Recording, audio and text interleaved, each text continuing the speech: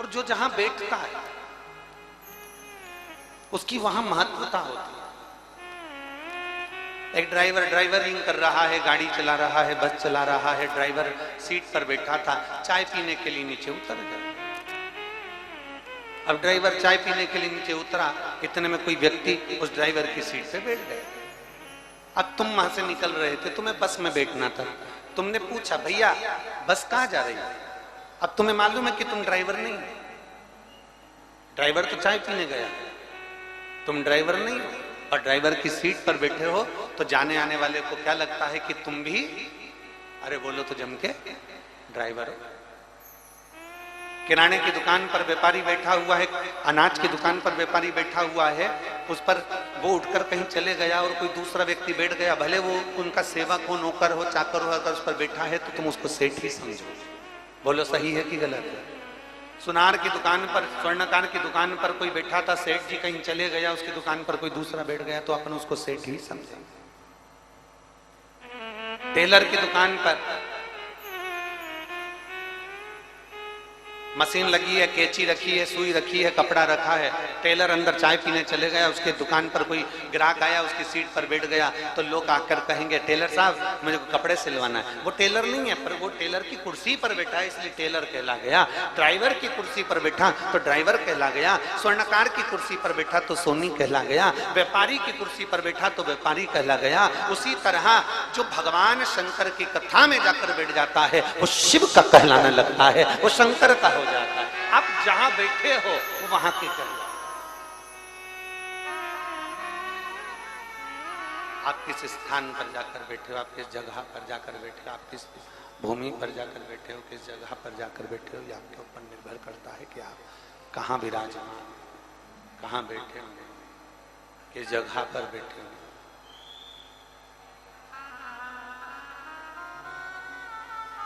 कौन आता है, कौन बुलाता है, महज ब्रह्म है, करता सब विधाता है। शिव महापुराण में बुलाने वाला कोई नहीं है, शिव महापुराण में लाने वाला कोई नहीं है, शिव महापुराण में बिठाने वाला कोई नहीं है, शिव पुराण करवाने वाला कोई नहीं है, शिव पुराण बाँचने वाला कोई नहीं है। शंकर इस कथा को बाँचते हैं यजमान के रूप में, जैसे शर्मा जी और अन्य जैसे यजमान के रूप में बैठे, तो शिव इन यजमान के रूप में बैठते हैं और शिव ही आकर इस पवित्र कथा को आपके रूप में श्रवण करते हैं। शिव के सिवा कुछ भी नहीं, शंकर के सिवा कुछ, शिवोघड़दानी के सिवाय कुछ नहीं।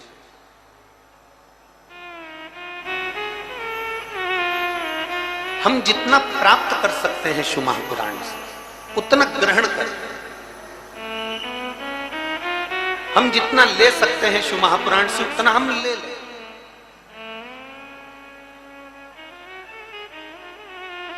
हम जितना प्राप्त कर सकते हैं हम उतना प्राप्त कर लें। भगवान ब्रह्मदेव का चरित्र कल कथा में कह रहा था कि ब्रह्मा जी झूठ पर झूठ बोलते रहे, ब्रह्मा जी झूठ पर झूठ बोलते रहे, केतकी के फूल से झूठ बुलवाते रहे, गौ माता से झूठ बुलवाते रहे, आखिरी में ब्रह्मा जी का सिर काल भैरव ने काट दिया। ये कल की कथा में अपन ने श्रवण किया।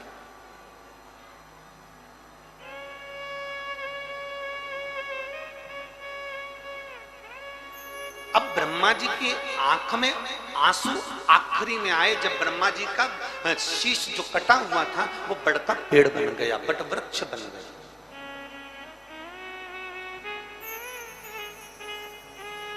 ब्रह्मा जी का जो शीश था वो बड़ वृक्ष, बट का पेड़ बट वृक्ष बन जाता, बड़ वृक्ष। और मेरे देवाधिदेव महादेव उस बट वृक्ष की छांव में जाकर बैठ जाते हैं तो शिव जी का नाम बटकेश्वर महादेव पड़ जाता है। बड़ के पेड़ की छांव में बटकेश्वर महादेव नाम पड़ गया। जरा विचार करिएगा कि शिव जैसा दयालु, शंकर जैसा कृपालु, शिव जैसा करुणा करने वाला दुनिया में कोई नहीं हो सकता। जरा विचार करिएगा कि शिव जैसा दयालु संसार में कोई नहीं हो सकता। आप भगवान नारायण श्रृंगार कर कर बैठे हैं, आप एक लोटा जल उन पर डालकर बता दो, तुरंत पंडित जी नाराज हो जाएंगे, तुरंत ब्राह्मण नाराज हो जाएंगे, तुरंत संत नाराज हो जाएंगे, तुरंत कोई भी उनको देखने वाला नाराज हो जाएगा। भगवान ने इतना अच्छा पीताम्बर पहना था, भगवान ने इतने अच्छे आभूषण पहने थे, भगवान ने इतना अच्छे जेवर पहने थे, भगवान ने इतना अच्छा मुकुट पहना था और तुमने उस पर पानी डाल दिया, तुरंत नाराज होंगे। भगवान नारायण पर आप जल डालिए, वो नाराज हो जाएंगे कि आपने इनके कपड़े बिगाड़ दिए, वस्त्र बिगाड़ दिए, आभूषण बिगाड़ दिए। राम जी सुंदर वस्त्र आभूषण पहनकर बैठे हैं,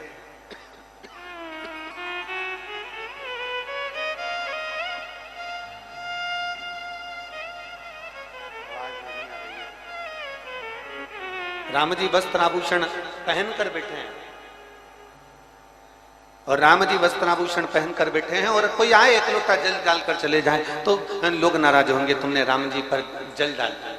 भगवान कृष्ण श्रृंगार कर कर बैठे हैं, एक लोटा जल ले जाकर डाल दो तो लोग नाराज हो जाएंगे। देवी जी श्रृंगार कर कर बैठी हैं, एक लोटा जल डाल दो तुम लोग नाराज हो जाएंगे। पर केवल एक देव अधिदेव महादेव कैसे हैं जो अपने भक्त से ना सोना मांगते हैं, ना चांदी मांगते हैं, ना अंबर मांगते हैं, ना पीताम्बर मांगते हैं, ना रतन मांगते हैं, ना कोई आभूषण मांगते हैं। केवल देवाधिदेव महादेव अपने भक्त से केवल इतना कहते हैं कि मुझे अगर देना चाहते हो तो अपने घर से एक लोटा जल भर कर ले आओ। अगर लोटा भरकर जल भी नहीं है तो मेरे मंदिर में आकर केवल 3 बार ताली बजाकर चले जाओ। अगर वो भी नहीं कर सकते तो मेरे मंदिर में आकर प्रणाम कर कर चले जाओ। वो भी नहीं कर सकते तो मेरी बेलपत्र उतार कर मुझे वापस चढ़ा कर चले जाओ। वो भी नहीं कर सकते तो मेरे मंदिर के सामने से निकल कर चले जाओ। वो भी नहीं कर सकते तो मेरे मंदिर के बाहर से शिखर का दर्शन कर कर निकल जाना। देवाधिदेव महादेव कहते हैं उतने में भी मैं करुणा कर देता,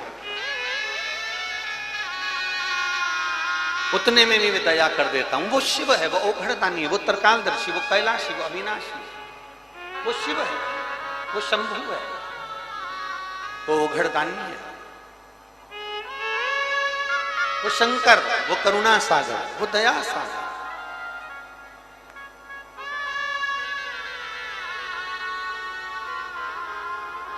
और तेरी कृपा बिना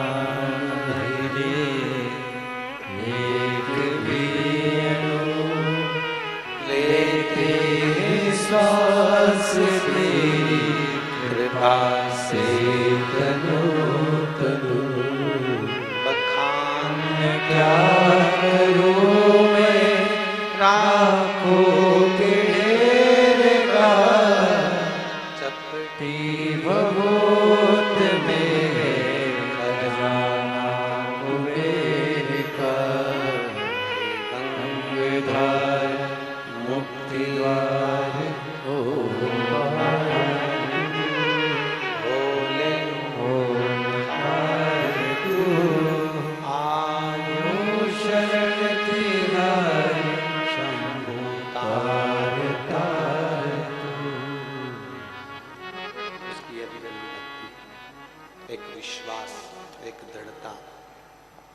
प्रभु को पाने की एक ललकता,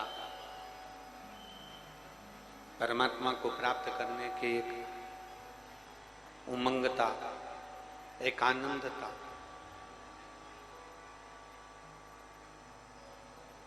कुछ नहीं चाहिए मेरे शिव, मेरे औघड़दानी को तुमसे कुछ भी नहीं चाहिए, मेरे शंकर भगवान को तुमसे कुछ भी नहीं चाहिए। कोई अगर तुमसे आकर कहे भी देना कि भगवान शंकर को धन दे दो, शिव जी प्रसन्न हो जाएंगे, मत मानना। कोई तुमसे आकर कह दे कि शंकर भगवान को वस्त्र दे दीजिए, आभूषण दे दीजिए, शिव जी प्रसन्न हो जाएंगे, मत मानना।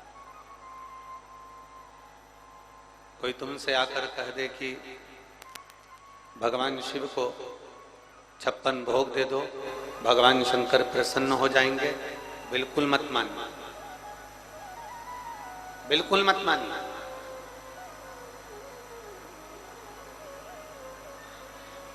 धन से, दौलत से, पन भोग से, तुम्हारी प्रॉपर्टी से, तुम्हारी दुनिया की धन दौलत सत्ता से मेरा शिव कभी प्रसन्न नहीं होता,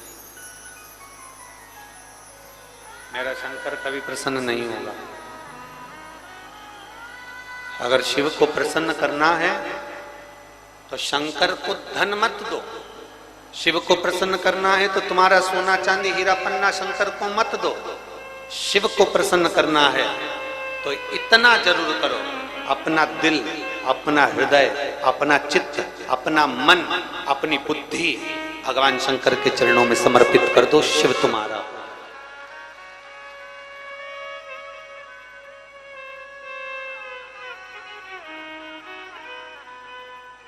शिव को प्राप्त करना कठिन नहीं है।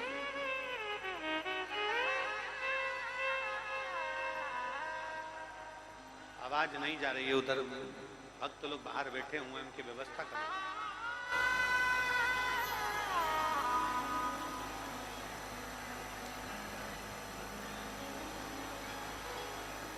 शिव को प्रसन्न करने के लिए बहुत साधना, शिव को प्रसन्न करने के लिए बहुत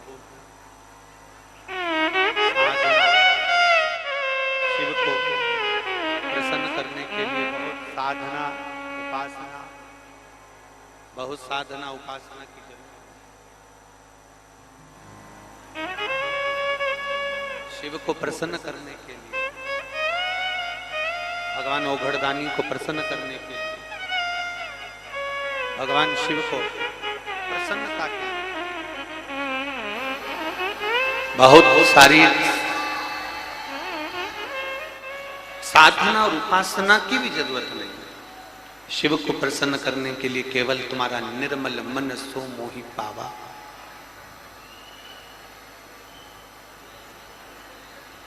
केवल तुम्हारा हृदय। शिव को प्रसन्न करने के लिए केवल तुम्हारा निर्मल मन, तुम्हारा हृदय श्रेष्ठ हो जाता। आपने अगर बस ये दे दिया तो शिव तुम्हारा होगा, शंकर तुम्हारा। कौन कहता है भोले आते नहीं, कौन कहता है भोले आते नहीं, आप मगोरा की तरह उन्हें बुलाते नहीं। जिस दिन तुमने मां पार्वती की तरह, मां गोरा की तरह, मां जगतजननी जगदम्बा की तरह, मां उमा की तरह, मां कात्यायनी की तरह, मां कुष्मांडा की तरह, मां स्कंदा की तरह, जिस दिन तुमने दिल से हृदय से देवादिदेव महादेव को पुकार लिया, जिस दिन तुमने मेरे शंभू को बुला लिया हृदय से दिल से, उस दिन मेरा देवादिदेव महादेव तुम्हारे सम्मुख में आकर खड़ा हो जाएगा। उस दिन तुम्हारे सम्मुख में होगा। शिव महापुराण की कथा कहती है, एक मां और दूसरा महादेव। मां का हाथ हमारे ऊपर हो, मां का हाथ हो और मेरे देवादिदेव महादेव का साथ हो। अगर ये दो चीज है हमारे साथ में तो दुनिया में कोई बल नहीं कि तुमको डुबा दे। तुम्हारा हाथ पकड़कर महादेव पार जरूर लगा दे। मां का हाथ और महादेव का साथ कभी डूबने नहीं देता, कभी डूबने नहीं देता। और मैंने तेरे ही भरोसे बाबा, तेरे ही भरोसे हवा में उड़ती जावांगी बाबा, डोर तो छड़ना में कटी जावांगी। भोले मैं तेरी कदम, शंभो मैं तेरी कदम, हवा विच उड़ती जावांगी बाबा दूर है तो छड़ीना है निकट की जावागी। माँ का हाथ और महादेव का साथ हमें कभी अकेले नहीं होने दें। आप जिस मंत्र को जपते हो, आप जिसका स्मरण करते हो, आप पंचाक्षर मंत्र का नाम लेते हो, आप पंचाक्षर मंत्र का उच्चारण करते हो, नमः शिवाय बोलते हो, आप षडाक्षर मंत्र ओम नमः शिवाय जपते हो, आप श्री शिवाय नमस्तुभ्यम जपते हो, आप राम नाम कृष्ण नाम जपते हो, आप 12 अक्षर मंत्र ओम नमो भगवते वसुदेव का स्मरण करते हो, आप 2.5 अक्षर का कृष्ण नाम का उच्चारण करते हो, आप 2 अक्षर का राम नाम का उच्चारण करते हो। यह आपके ऊपर निर्भर करता है, आप क्या जपते हो यह आपके ऊपर निर्भर।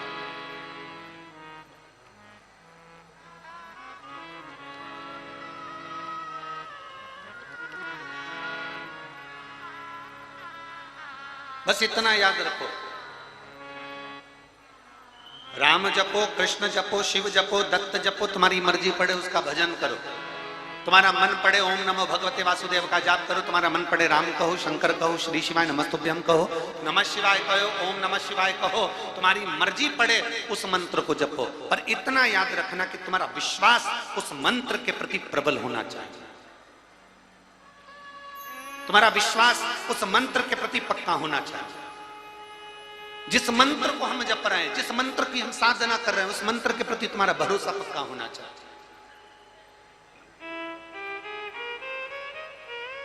अब तुम किसी के पास गए और किसी के पास जाकर तुमने पूछ लिया, गुरुजी बताओ हम जो मंत्र जपते हैं ना, इस मंत्र में कोई गलती है क्या? मतलब तेरा विश्वास पक्का नहीं है। आपने फिर किसी से कहा, गुरुजी हम ये वाला पाठ करते हैं, इसमें कोई गलती है क्या? मतलब तेरे पाठ में तेरा विश्वास नहीं है।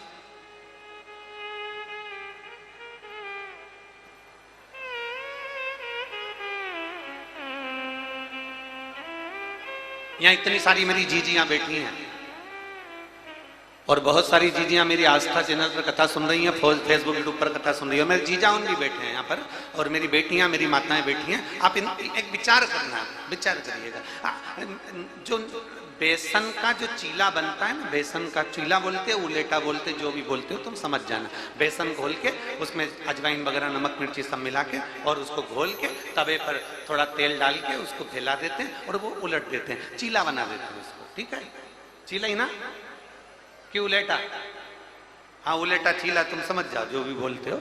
ठीक है, अब नमकीन चीला तो बनाना सरल है, पर गुड़ का तुम कितनी भी होशियार और घर में बूढ़ी बूढ़ी सास भी इतनी होशियार, तो भी मीठा उलेटा चीला तो पहले नंबर का तो चिपकता ही है। अब मेरी बूढ़ी बूढ़ी माँ कितनी होशियार है, कोई 60 साल की है, कोई 70 साल की है। इतने में बेटे ने कह दिया, मम्मी मुझे चीले खाना, और मम्मी ने चीला बनाया। मम्मी ने घोल लगाया और घी डाला, घी डाल के तवे पे डाला, और डालने के बाद वो चीला को जो फैला रही थी, और मालूम पड़े जब उसको उधेड़ रही है नीचे से खरचूले से, तो वो मालूम पड़े वो भेला हो गया। इतने में बेटे ने कहा, मम्मी कैसा बन गया? इतने में मम्मी बोली, बेटा मुझे लगता है इसमें गुड़ ज्यादा हो गया। तो बेटे ने खा के देखा, कोई गुड़ वुड़ नहीं है, क्योंकि कितना चाहे तो गुड़ बढ़ा लो, चाहे गुड़ कम कर लो, चाहे शक्कर बढ़ा लो, चाहे शक्कर कम कर लो, पर मीठा चीला तो पहले नंबर का तो चिपक के ही चिपके। कई घरों में तो मालवा के कई घरों में तो ऐसा नियम है, जब नई नवेली बहू आती है ना, तो उसको चीला बनाने ही बिठाते हैं, और बहू बेचारी इतनी डिप्रेशन में आ जाती है चीले को देख के।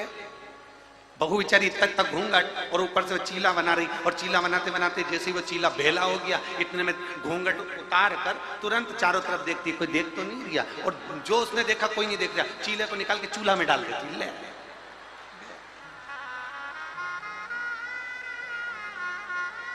अब करे तो करे क्या?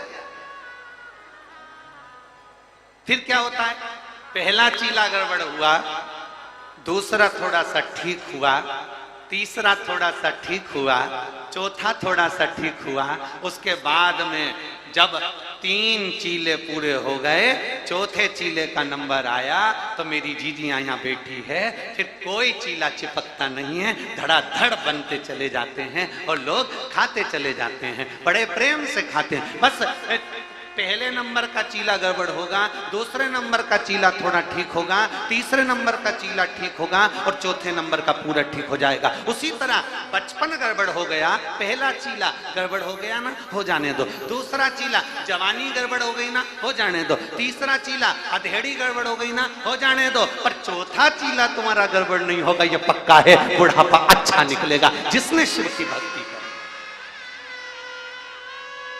जिसने शंकर की भक्ति करी है, उसका चौथी अवस्था ठीक हो जाएगी। बचपन खेल में खोया, जवानी नींद भर सोया, बुढ़ापा देख कर रोया, सिराने मोट हंसती है। अंत समय में चौथी अवस्था सुधारना है तो फिर अभी से रमना पड़ेगा, अभी से लगना पड़ेगा। जो अभी से रम गया, अभी से लग गया, ये मत सोचो कि मैंने जो मंत्र पढ़ा वो गड़बड़ है, मैंने जो पाठ करा वो गलत है। मैं गीता जी का पाठ करती हूँ, मुझे पढ़ना नहीं आता, मुझे श्लोक नहीं आता, मुझे शब्द नहीं आते, मुझे अक्षर नहीं आते, सब बात की बात।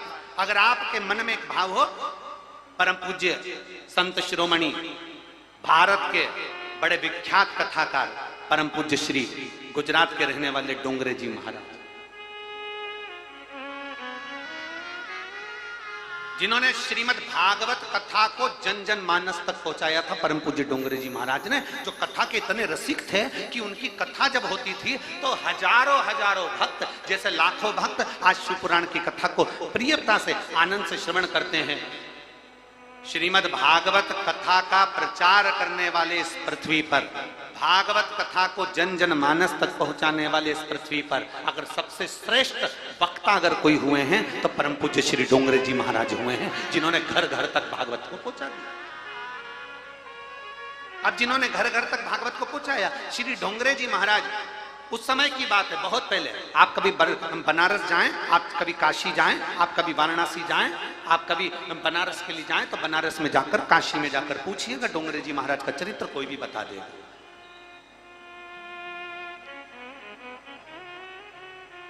परम पूज्य डोंगरे जी महाराज काशी में कथा करने के लिए गए, बनारस में कथा करने के लिए गए, और डोंगरे जी महाराज जैसे कथा करने के लिए गए तो 2 दिन उनकी कथा का निकला और डोंगरे जी महाराज ने अपने सारे परिकरों को सबको बोला, जितने उनके साथ में जुड़े हुए थे उनसे, बनारस वालों से कहा, यहाँ देवी का मंदिर बड़ा प्रसिद्ध है, हम वहां दर्शन करने के लिए जाएंगे, हमारा मन हो रहा है कि दुर्गा के मंदिर जाया जाए, दुर्गा के मंदिर जाना है।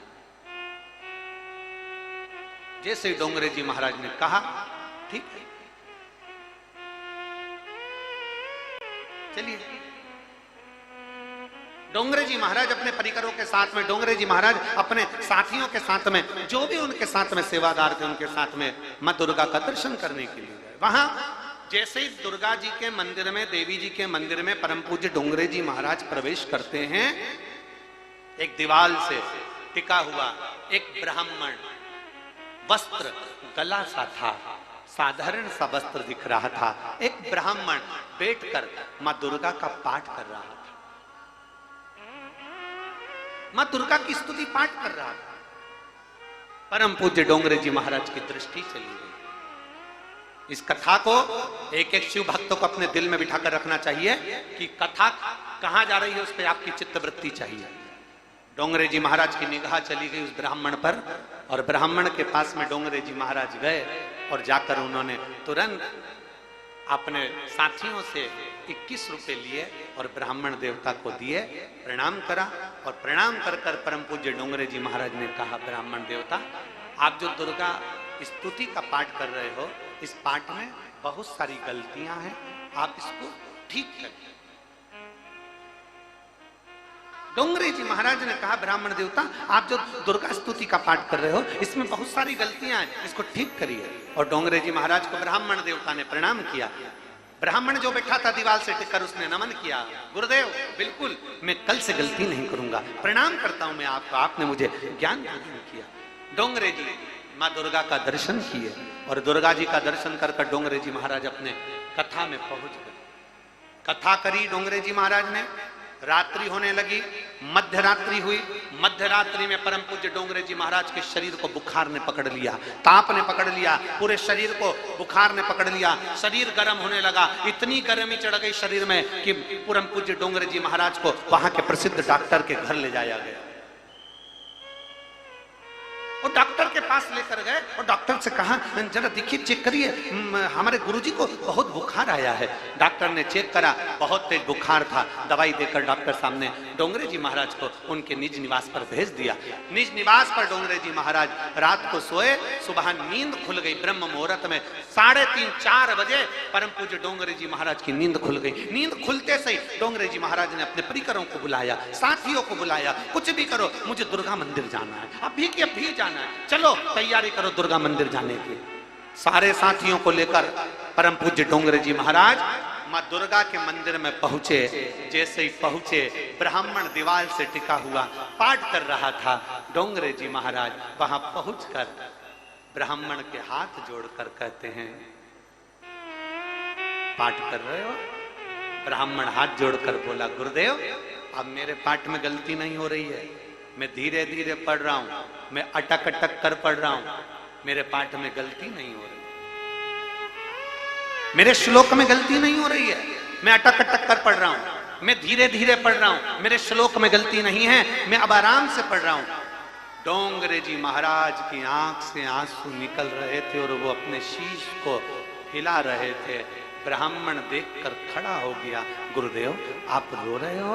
परम पूज्य डोंगरे जी महाराज ने ब्राह्मण के हाथ जोड़कर कहा, कल मैं आपके पास से गया, कथा करी, रात्रि को बुखार आ गया, बुखार में तब गया, डॉक्टर को दिखाने गया, वापिस आया, फिर बुखार चढ़ गया और उस बुखार में माँ दुर्गा का मुझे पहली बार दर्शन हुआ। उस दर्शन में माँ दुर्गा ने कहा, मेरा एक भक्त दीवार से टिककर भले कैसा भी पढ़ता था, उसके आड़े टेढ़े शब्द मुझे बड़े प्रिय लगते थे, अब वो अटक अटक कर पढ़ रहा है, मुझे अच्छा नहीं लग रहा। डोंगरे जी तुमने ये क्या कर दिया?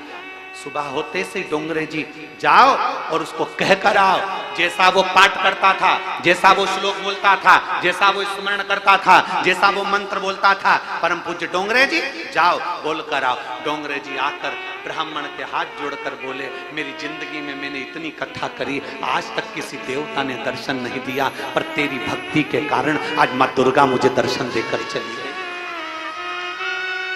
तेरी भक्ति के कारण आज मां दुर्गा ने मुझे दर्शन दे दिया। और सुन ब्राह्मण देव, मैं हाथ जोड़कर निवेदन करता हूं, जैसे तुम पाठ करते थे, जैसे तुम बोलते थे, वैसा ही बोलना, क्योंकि मेरा भोलेनाथ, मेरी जगत जननी जगदम्बा, मेरे राम, मेरे कृष्ण, मेरे शिव तुम्हारे क्या बोल रहे हो उससे मतलब नहीं रखते।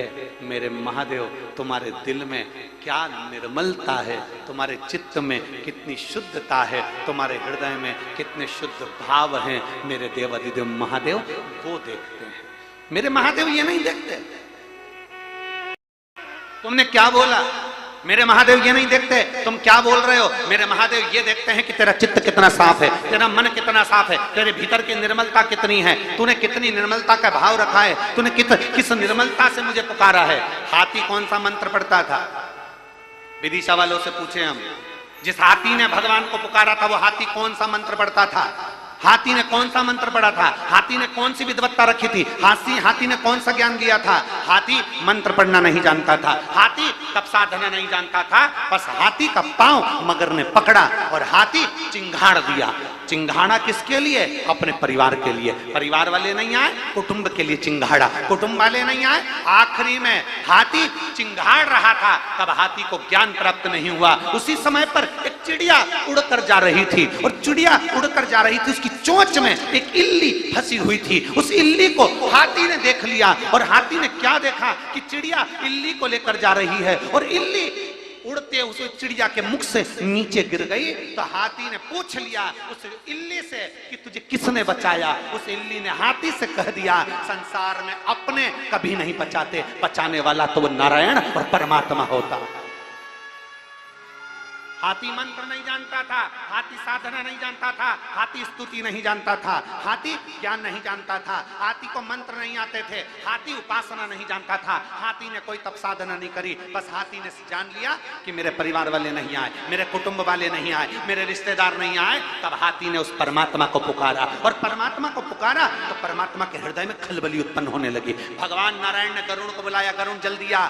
मुझे जाना है। गरुण आ गए, गरुण पर नारायण बैठकर चल दिए। गरुण चल रहा था, भगवान नारायण कह रहे थे अरे गरुण भाग। गरुण कहता है प्रभु मेरी स्पीड मैंने बढ़ा कर देख ली, 80 की स्पीड में चल रहा हूं। गरुण और स्पीड बढ़ा, 100 की स्पीड पर हो गया, 120 की स्पीड पर हो गया, 160 की स्पीड पर हो गया। गरुण उड़ रहा था, भगवान कह रहे थे गरुण और बढ़ा। गरुण कहते अब इससे ज्यादा मेरी स्पीड नहीं है। भगवान गरुण पर खड़े हो गए, लात रखी और भगवान चले गए। गरुण पीछे और भगवान जाकर हाथी के पांव को बचा लिए और हाथी को बचा लिए। जरा विचार करिए, एक हाथी के लिए गरुण को बिसरा दिया, एक हाथी के लिए गरुण को छोड़ दिया। वो मेरा शिव, वो मेरा नारायण, वो मेरे भगवान राम और कृष्ण हैं जो अपने भक्त के लिए दुनिया को ठुकराकर उसको बचाने के लिए पहुंच जाते हैं। आप किसको पुकार रहे हो? आप किसको भज रहे हो? कोई तुमसे कहेगा ऐसा भजो, कोई तुमसे कहेगा ऐसा करो, कोई तुमसे कहेगा वैसा करो, कोई तुमसे कहेगा ऐसा करो। तुम्हारा दिल जो कहे, तुम्हारा मन कहे कि शिव पुराण सुनना है तो सुनने के लिए जाओ। जिस दिन तुम्हारा मन मना कर दे कि नहीं वो सियोर वाला महाराज तो फालतू की बात करता है, मुझे पुराण नहीं सुनना, टीवी बंद करो, रिमोट तुम्हारे हाथ में है, चैनल चेंज, दूसरा महाराज आ गया होगा उसको सुनो। काहे को इस पागल के चक्कर में पड़े, सियोर वाले के चक्कर में? चैनल चेंज करो, दूसरा पकड़ो। तुम्हारा मन करे तो टीवी पर सीहोर वाले महाराज शिव पुराण की कथा कर रहे हैं, श्रवण करो। तुम्हारा मन करे तो कथा में जाओ, तुम्हारा दिल करे तो एक लोटा जल चढ़ाने जाओ, तुम्हारा दिल करे तो श्री शिवाय नमस्तुभ्यम जपो, तुम्हारा दिल करे तो शंकर की चौखट पर जाओ। और सारी दुनिया में ठोकर खाकर देख लेना, तब आखिरी में मेरे शंकर के दरवाजे पर जाकर देख लेना वो कितना भंडार भरता है, कितनी कृपा करता है, ये आपको मालूम पड़ जाए। दुनिया की ठोकर खा, उसके बाद उसकी शरणागति में जाए।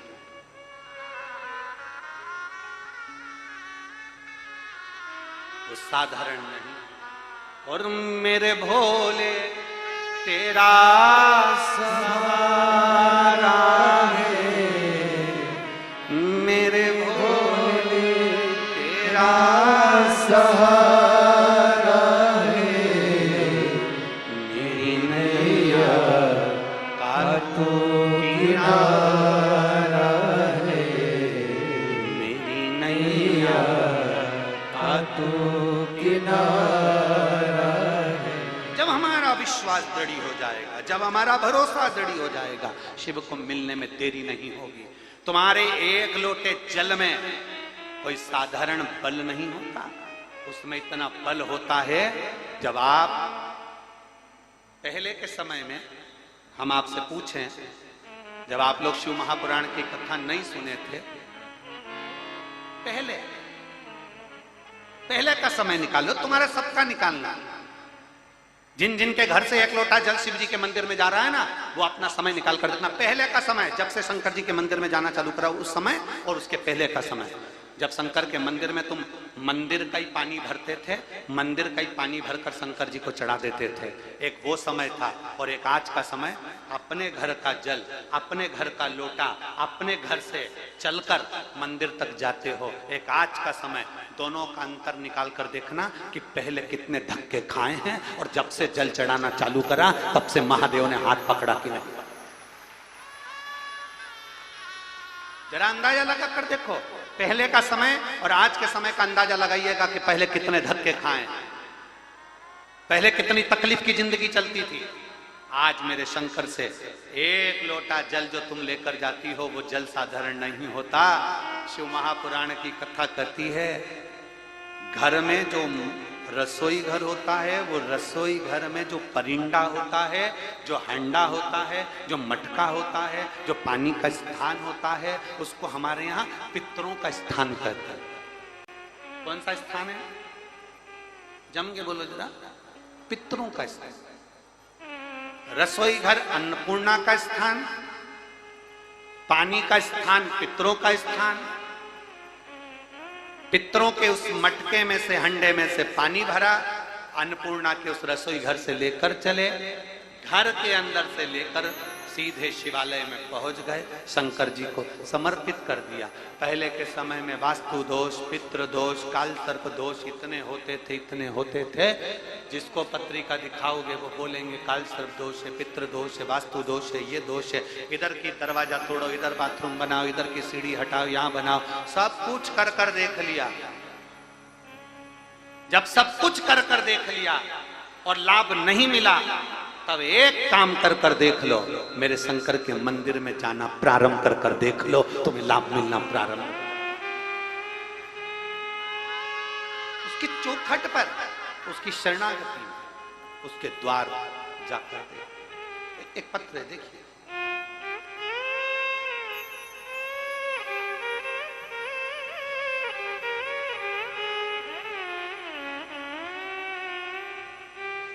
मेरा नाम रानी राजपूत है। मैं राजपूत कॉलोनी विदिशा की निवासी हूं। कहीं बैठी हैं? रानी राजपूत। मैं राजपूत कॉलोनी विदिशा की निवासी हूं। कहीं बैठी हो तो हाथ हिला सकती हैं। कहीं बैठी हो तो अपने हाथ हिला सकती हैं और एक बेलपत्र लेने के लिए यहाँ आ सकती हैं। अगर कहीं बैठी हो तो खड़ी होकर हाथ हिला सकती हैं। मेरा नाम रानी राजपूत है। मैं राजपूत कॉलोनी विदिशा में निवास करती हूँ। कहीं बैठी हो तो हाथ हिलाइए। रानी राजपूत, हाथ हिलाइएगा। आप ही हैं? आ जाओ बेटा, एक बेलपत्र ले जाइए। राजपूत कॉलोनी विदिशा में निवास करती हूँ। मुझे 8 वर्ष पहले शरीर में गांठ हो गई। जितने साल बढ़ते जा रहे थे उतनी गठाने बढ़ती जा रही थी। धीरे धीरे शरीर में 8 गठान हो गई। आप लोग एलईडी पर पत्र को पढ़ रहे होंगे, टीवी पर पत्र को पढ़ रहे होंगे। जैसे जैसे समय बढ़ा वैसे वैसे शरीर में 8 गठान हो गई, जिसका डॉक्टर ने अतिशीघ्र ऑपरेशन द्वारा निराकरण करने का कहा और बता दिया कि ये गठान ऑपरेशन के द्वारा निकलेगी और फिर जांच के लिए जाएगी।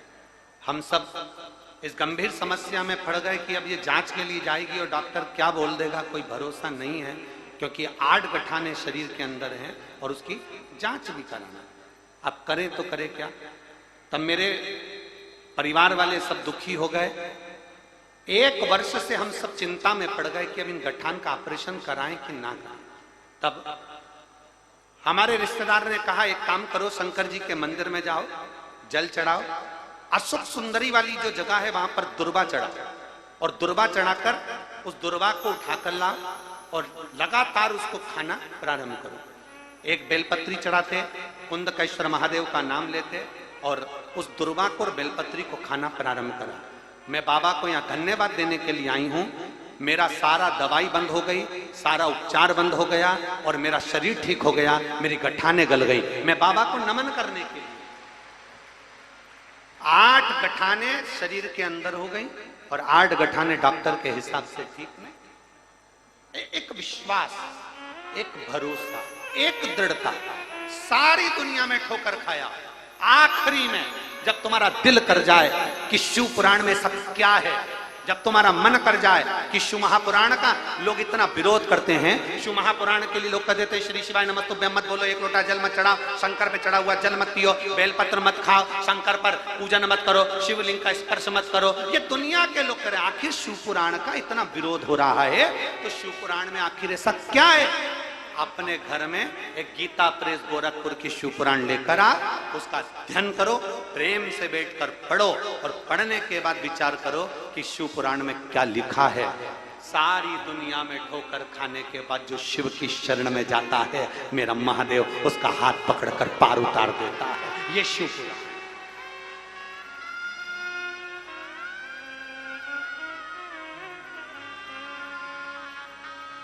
और खाली ना जाता कोई दर से हमारे, खाली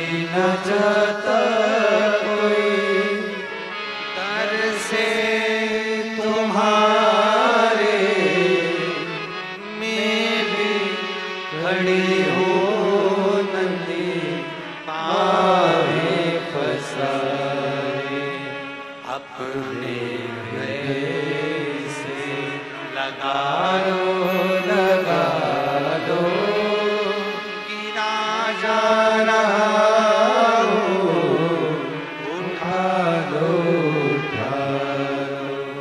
भोले अपने दर से अब तो ना टालो, गिरी जा रही हो, उठा लो। एक विश्वास को दृढ़ी करिए, एक भरोसे को दृढ़ी करिए। शंकर जी के मंदिर में ऐसे ही लोटा उठाकर मत चले जाओ, मत जाओ। क्यों टाइम पास करने जा रहे हो?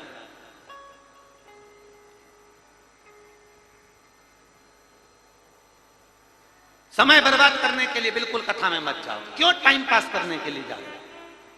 कथा में जाना तो वहां से 3 घंटे की कथा में से एक क्षण की कथा ऐसी लेकर जाना कि मेरा बाबा मेरा है और मैं मेरे बाबा की हूं। अब मुझे विश्वास है कि मेरा शंकर मेरा साथ देगा, अब दुनिया से भिड़ लूंगी। तो कथा में जाओ। 200 ग्राम भोजन रोज करते हो, कितना खाते हो? अरे बोलो बोलो जम के, कितना जम के तो बोलो जरा। 200।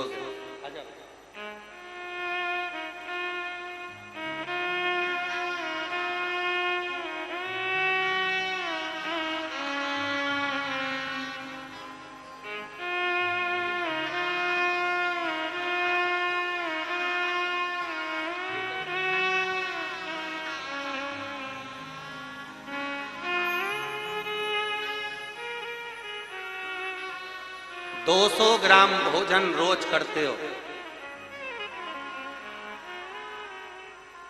आपके डॉक्टर साहब के परिचित हो तो उनसे जाकर पूछना कि 200 ग्राम भोजन में से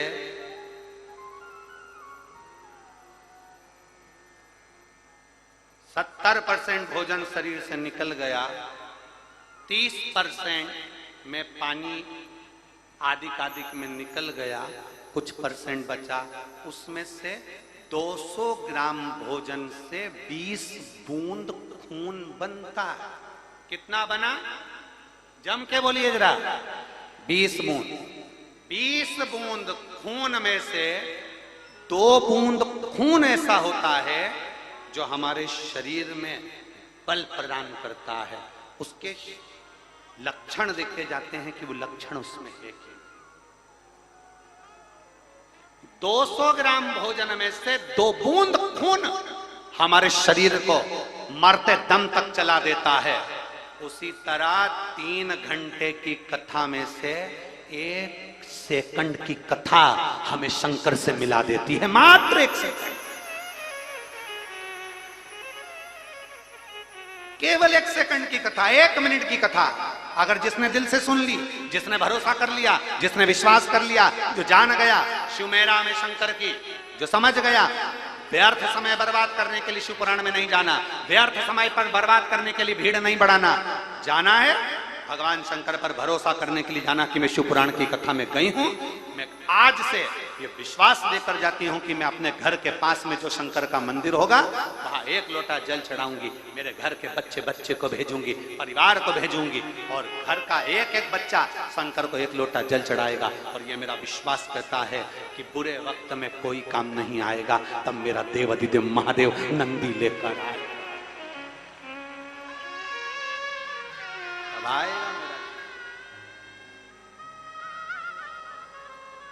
अंत समय में वही सम्मुख में पहुंचेगा। और अंत समय प्रभु आना पड़ेगा, वचन दिया तो निभाना पड़ेगा। आए ना आए प्रभु कुटुंब कभी ना, अंत समय प्रभु आना पड़ेगा, वचन दिया तो निभाना पड़ेगा। किसकी सामर्थ्यता जो तुम्हारे सम्मुख में आ जाए, तुम्हारा साथ दे जाए सुख की घड़ी में। किसी ने बिल्कुल सही कहा है, जब हमारे यहाँ पर कोई अच्छा काम होता है तो सब लोग आगे रहते हैं, और जब हमारे यहाँ दुख की घड़ी आती है तो सब लोग पीछे रहते हैं। जैसे तुम्हारे यहाँ शादी हो रही है, बारात निकल रही है और दूल्हा घोड़ी पर बैठा है, तो सब लोग बाराती कहाँ होंगे? पीछे की आगे? अरे बोलो तो, दूल्हे के आगे। क्योंकि सुख का समय, खुशी के समय पर सारा रिश्तेदार दूल्हे के आगे, सुख के समय सब आगे रहते हैं। और जैसे ही कोई मर गया, अर्थी को लेकर जा रहे हैं, राम नाम, अरे अच्छे से तो बोलो, राम नाम सत्य है। हफ्ते 2 हफ्ते में इसको बोला कर, पक्का ट्रीटमेंट है। अच्छे से बोलो जरा, राम नाम सत्य है। लेकर जा रहे थे अर्थी पर। अब बताओ, अर्थी पर ले जाने वाले के आगे चलता है कोई कि पीछे चलता है? पीछे। सुख में पूरे रिश्तेदार आगे, पूरे। जैसे ही कोई शादी अच्छी हो गई ना, सब कहेंगे हमने किया, हमने किया, हमने किया, हमने बताया, लड़का लड़की संबंध नाते रिश्ते कुटुंब कबीले सब हमने करा, सब हमने करा। अच्छा हो गया ना, सब हमने करा। जैसे ही जरा सा दुख आ गया, काम बिगड़ गया, इतने में सब पीछे, और सब ने तुम्हारे ऊपर छोड़ दिया, तुम ही ने करा,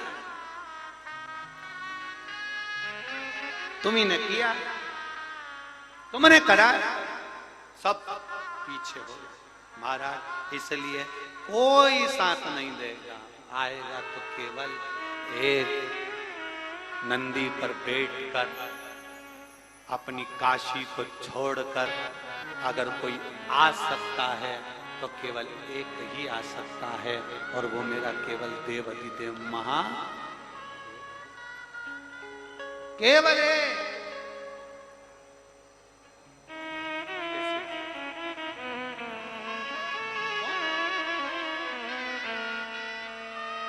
कोई नहीं आने वाला, आएगा तो केवल एक आएगा, दूसरा कोई नहीं।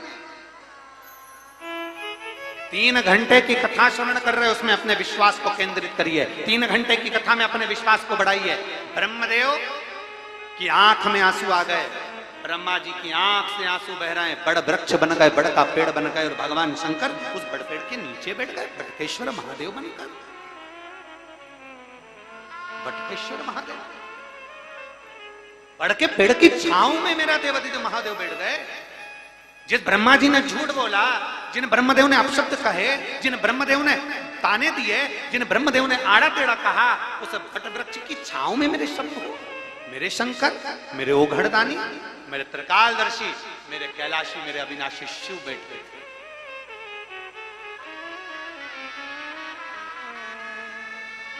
शंकर बैठे।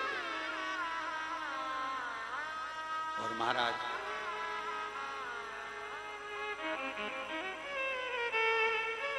अंत समय प्रभु आना पड़ेगा, वचन दिया तो निभाना पड़ेगा। आए ना आए प्रभु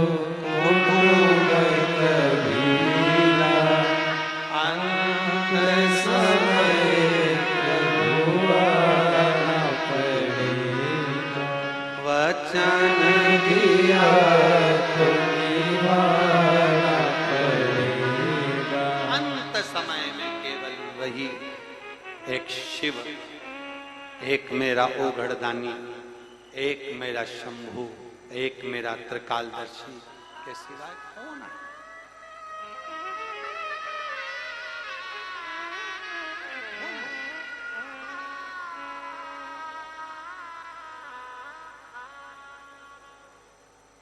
घर के बहू बेटा आपकी तबीयत खराब होने पर आपको हॉस्पिटल ले जाएंगे। बोलो तो सही है, अरे बोलो तो।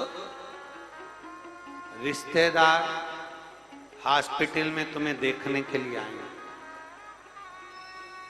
बहू बेटा दवाई भी करा देंगे, बहू बेटा हॉस्पिटल का खर्चा भी उठा लेंगे।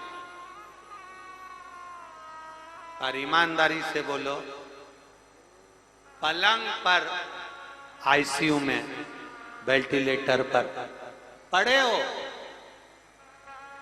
बहू बेटा क्या तुम्हारे दर्द को ले लेंगे? अरे बोलो तो जम के नहीं। रिश्तेदार क्या तुम्हारे दर्द को ले लेंगे?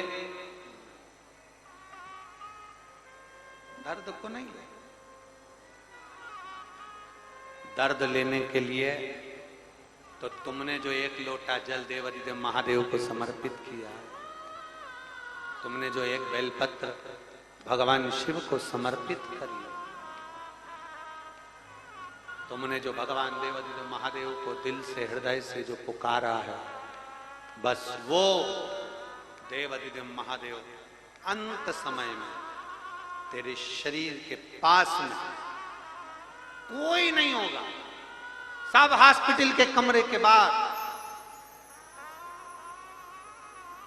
दवाइयां चल रही है, सिस्टर डॉक्टर देख रहे हैं, सब बाहर, मुंह पे मास्क लगा हुआ है, नलियां डली शरीर के अंदर, कोई नहीं। एक पत्र है,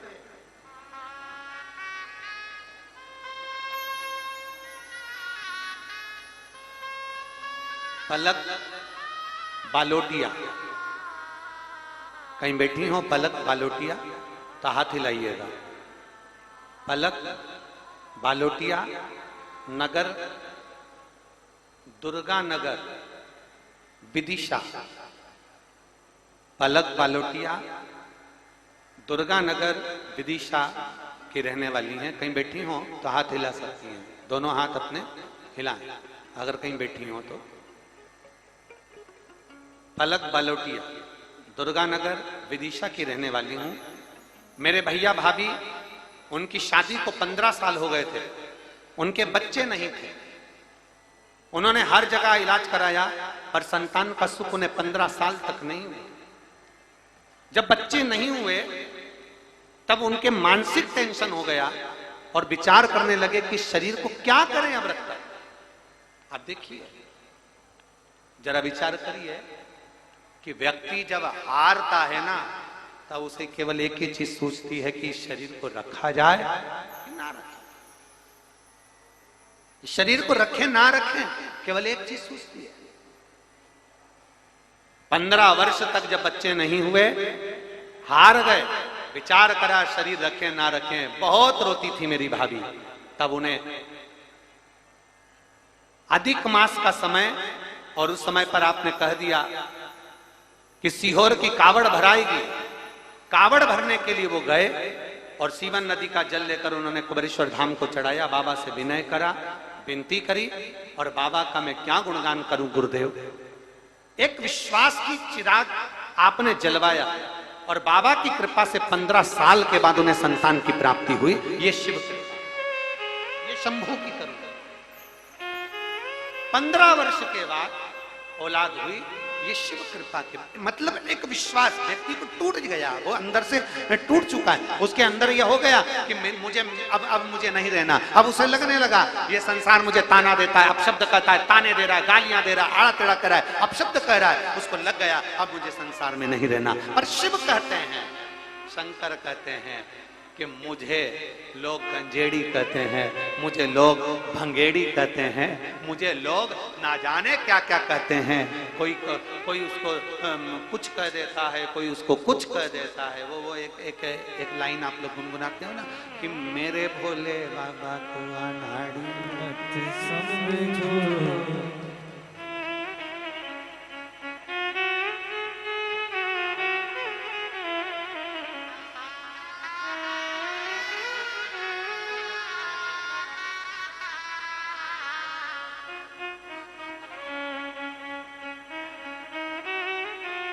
पलक बालोटिया,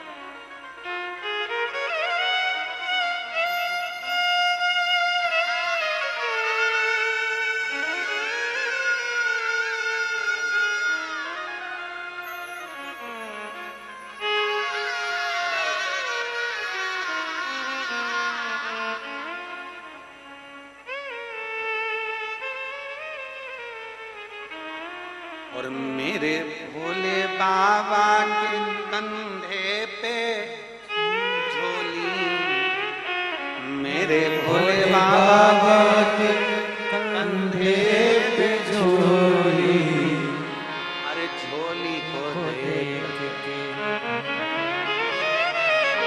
ओ झोली को देख के भिखारी मत समझो, मेरे भोले बाबा को अनाड़ी मत समझो, मेरे भोले बाबा को अनाड़ी मत समझो, मेरे भोले बाबा को अनाड़ी मत समझो, मेरे भोले बाबा को अनाड़ी मत समझो, अनाड़ी मत समझो, अनाड़ी मत समझो, अनाड़ी मत समझो, अनाड़ी मत समझो, अनाड़ी मत समझो, अनाड़ी मत समझो, अनाड़ी मत समझो, अनाड़ी मत समझो, ओ मेरे भोले बाबा को,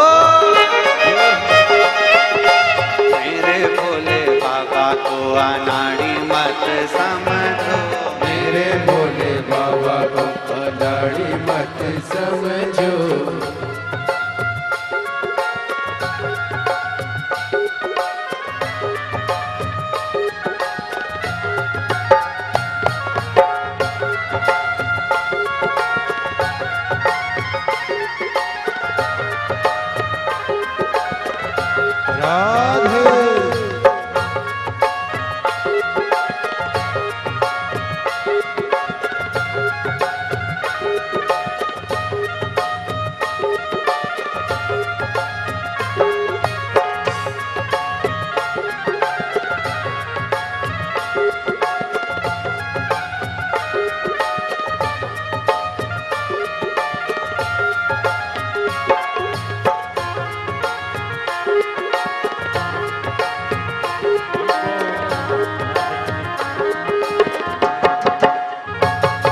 राधे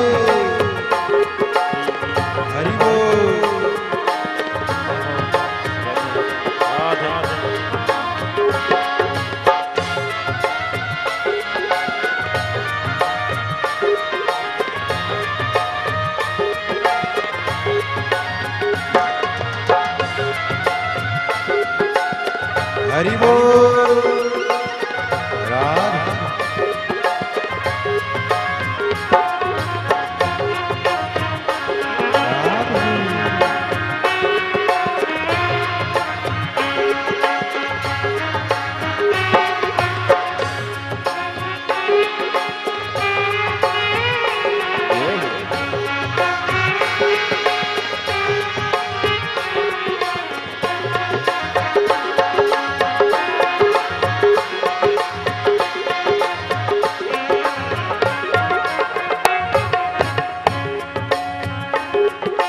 मेरे भोले बाबा के कंधे पे झोली, मेरे भोले बाबा के कंधे पे झोली, मेरे भोले बाबा के कंधे पे झोली, मेरे भोले बाबा के कंधे पे झोली, अरे झोली को देख के, झोली को देख के भिखारी मत समझो, झोली को देख के भिखारी मत समझो, ओ मेरे भोले बाबा को अनाड़ी मत समझो, ओ मेरे भोले बाबा को अनाड़ी मत समझो, मेरे भोले बाबा के गले में सांप है, मेरे भोले बाबा के गले में सांप है, मेरे भोले बाबा के गले में सांप है, ओ मेरे भोले बाबा के गले में सांप है, ओ सांप को देख के, ओ सांप को देख के सपेरा मत समझो, सांप को देख के सपेरा मत समझो, मेरे भोले बाबा को अनाड़ी मत समझो, ओ मेरे भोले बाबा को अनाड़ी मत समझो, ओ मेरे भोले बाबा बाबा को अनाड़ी मत समझो। ओ मेरे भोले बाबा को अनाड़ी मत समझो।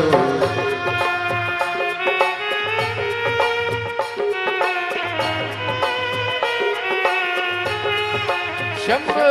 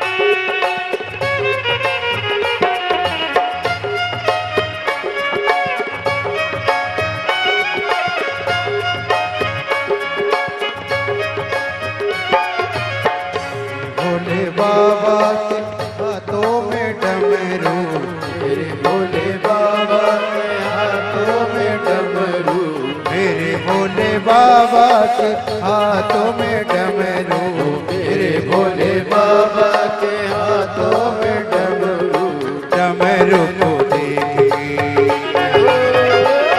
ओ डमरू को देखे मदारी मत समझो, डमरू को देखे मदारी मत समझो, मेरे भोले बाबा को अनाड़ी मत समझो, मेरे भोले बाबा को अनाड़ी मत समझो, अनाड़ी मत समझो, खिलाड़ी मत समझो, अनाड़ी मत समझो, खिलाड़ी मत समझो, मेरे भोले बाबा को अनाड़ी मत समझो, मेरे भोले बाबा को अनाड़ी मत समझो।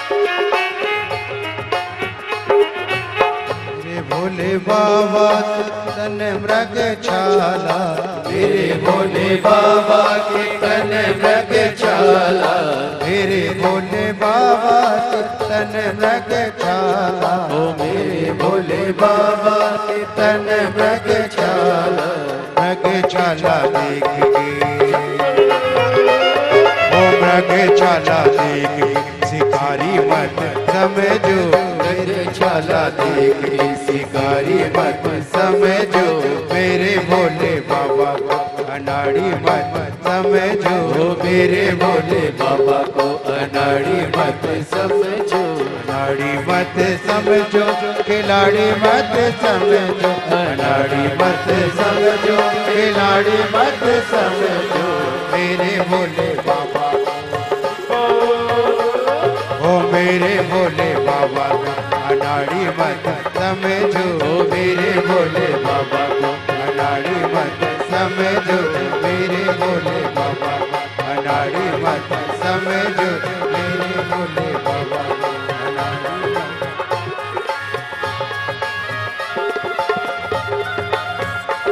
राधे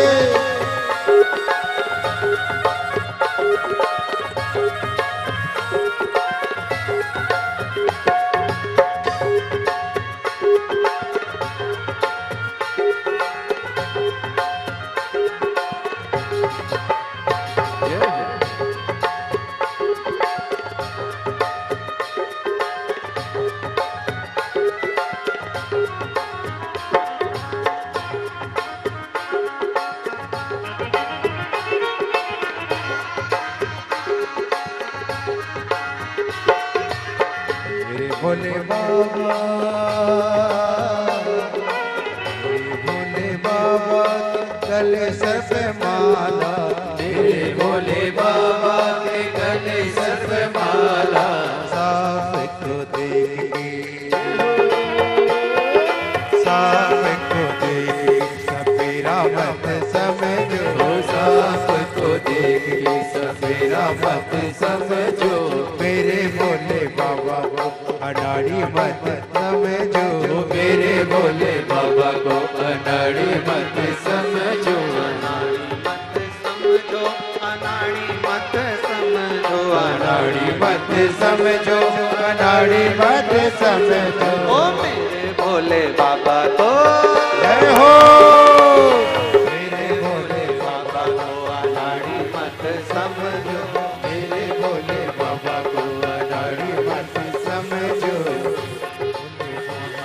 अनाड़ी मत समझो, मेरे भोले बाबा को अनाड़ी मत समझो, मेरे भोले बाबा को अनाड़ी मत समझो, मेरे भोले बाबा को अनाड़ी मत समझो।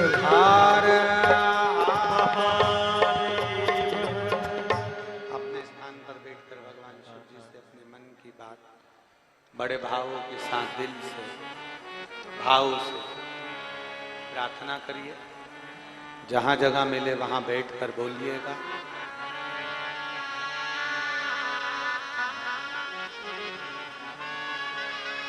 शिव कृपा, विदिशा वाले इतने भाग्यशाली हैं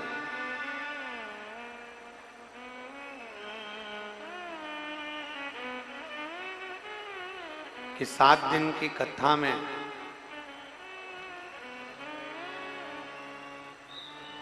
ये कथा 6 तारीख को विराम होगी और मालूम पड़े इसी 7 दिन की कथा में मासिक शिवरात्रि भी शिव महापुराण में पढ़ रही है। यह पूरे विदिशा वाले भाग्य से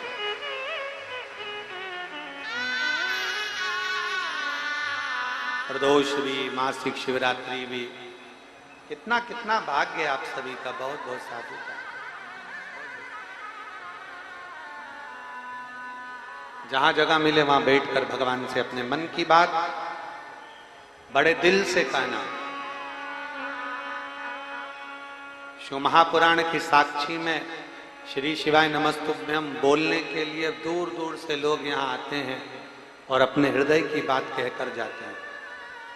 जब ये श्री शिवाय नमस्तुभ्यं पूर्ण बोल लो, उसके बाद अपने मन से बाबा को अपना जो भाव है, जिसके लिए आप कथा सुनने के लिए आए हो, बाबा से अपने मन की बात भाव के साथ में कहिए।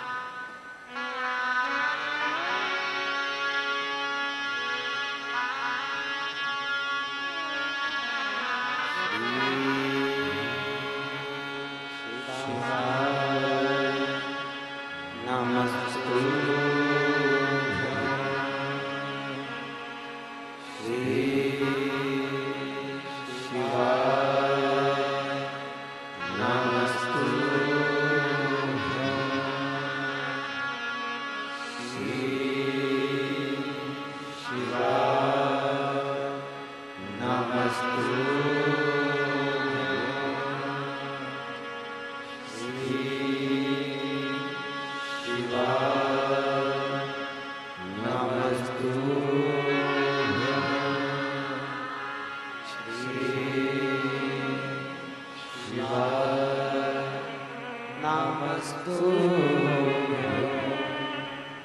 भोला सब दुख काटो भोला सब दुख काटो शिव शंकर जपो तेरी माला भोले बाबा जपो तेरी माला भोला सब दुख काटो ओ भोला सब दुख काटो वेश है मंगल मंगलकारी वेश है मंगल मंगलकारी शमशान वासी हमारा शमशान वासी हमारा भोला सब दुख काटो ओ भोला सब दुख काटो भगवान देवदेव महादेव का चरित्र कहता है श्री महापुराण की कथा वर्णन करती है ब्रह्मा जी की आंख से आंसू बहे शिव ने पूछा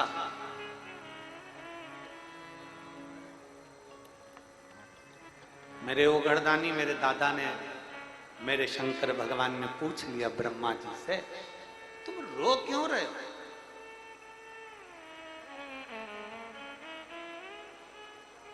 मंदिर में दिया लगाने से ज्यादा पुण्य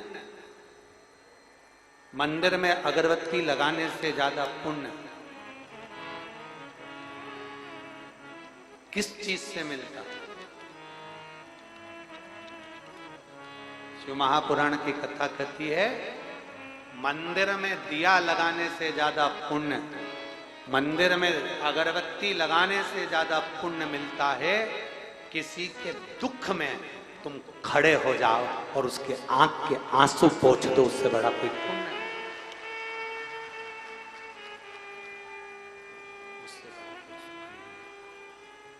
उससे बढ़कर कोई खुशी उससे बढ़कर कोई उमंग उससे बढ़कर कोई प्रसन्नता पराए दर्द को जो अपनाए उसे इंसान कहते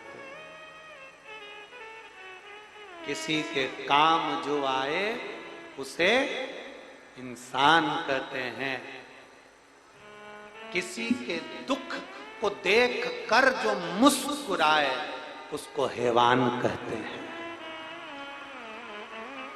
इंसान की परिभाषा वो है कि आप किसी के दर्द में आप किसी के दुख में आप किसी की तकलीफ में जाकर खड़े हो जाए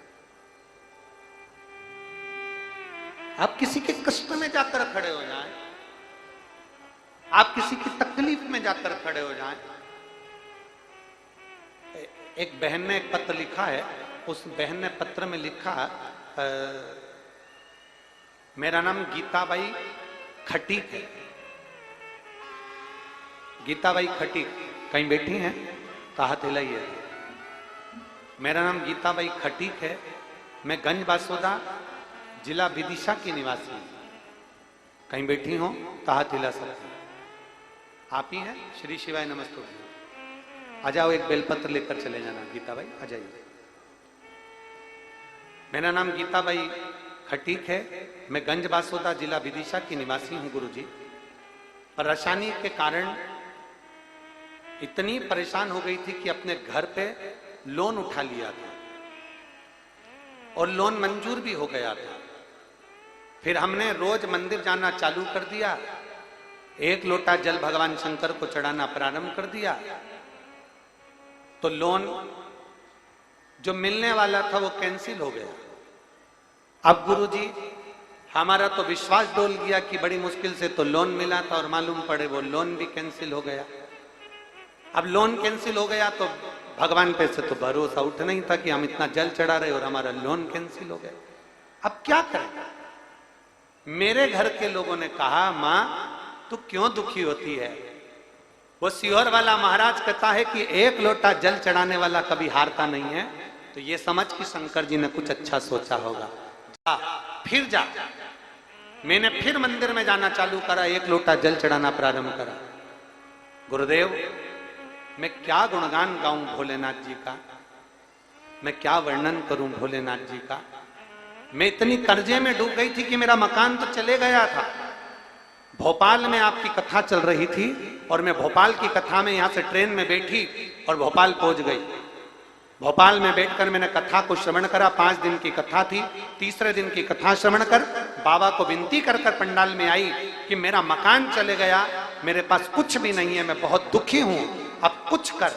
मेरा टपरे का मकान था, छोटा मकान था, अब उस मकान को देना तेरी जवाबदारी है। मैंने 2 महीने तक लगातार शिव जी पर पानी चढ़ाया। बाबा ने मुझे 2 मंजिल का मकान कहां से दिया? मैं बाबा का धन्यवाद देने के लिए आई। मेरे कहां से दे?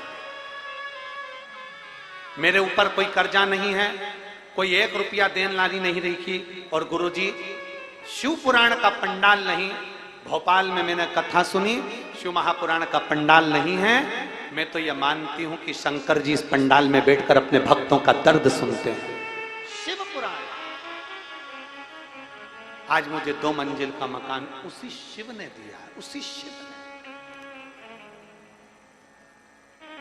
एक विश्वास, एक भरोसा, एक दृढ़ता बन सके किसी के आंख के आंसू पोंछने का प्रयास।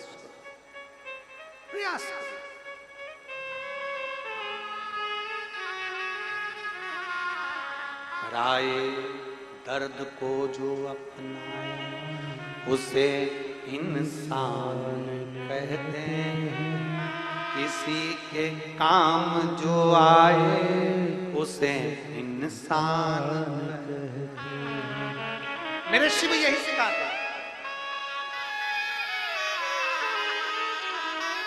मेरे शंकर यही सिखाते हैं।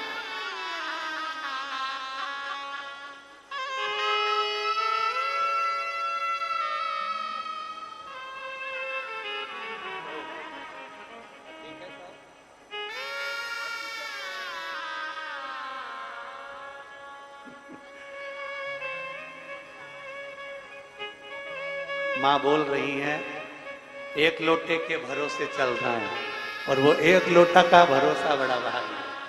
सारी समस्या का हल दोनों हाथ उठाकर बोल बम का नारा है। शिव तत्व की प्राप्ति। और हम तो बाबा के भरोसे चलते हैं, हम तो बाबा के भरोसे चलते हैं। ये दुनिया वाले चलते हैं, ये दुनिया वाले चलते हैं, भोले बाबा के भरोसे चलते हैं, भोले बाबा के भरोसे चलते हैं। हम उसके आश्रित हो जाएं, हम उसके भरोसे हो जाएं। दिया जलाने से बड़ा पुण्य है किसी के आंख के आंसू पोंछ देना। अगरबत्ती लगाने से बड़ा पुण्य है कि कोई दुखी दिखे तो उसके दुख को कम करने का प्रयास करें। कोई दुखी है, उसके दुख को कम करने का प्रयास करें। कष्ट में साथ ब्रह्मदेव, आप रो रहे हो, आपकी आंख में आंसू हैं, क्यों रो रहे हो? ब्रह्मा जी के रोने का कारण क्या है? ब्रह्मदेव की आंख में अश्रु कैसे आ गए? ब्रह्मा जी जो सृष्टि के रचनाकार हैं, उनकी आंख से अश्रु बहना, झलकना शिव जी ने पूछ लिया, तुम क्यों रो रहे हो? ब्रह्मा जी कहते हैं, मेरे रोने का केवल एक कारण है, मैं आप पर भरोसा नहीं कर पाया, आपको पहचान नहीं पाया, इसलिए मैं आज रो रहा हूं। दुनिया का व्यक्ति तब रोता है जब शंकर पर विश्वास नहीं कर पाता है।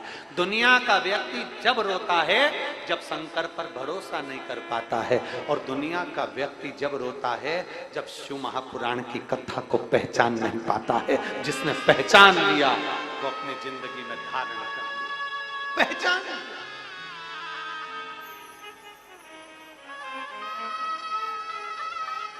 कोई पहचान, कौन पहचानेगा साहब? शिव पुराण जाने तो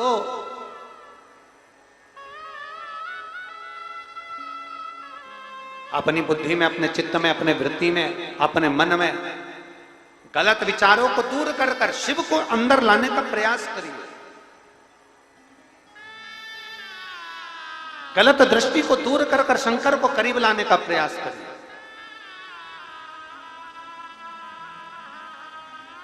गलत बुद्धि को दूर कर भगवान को अपने करीब में लाने का प्रयास करें।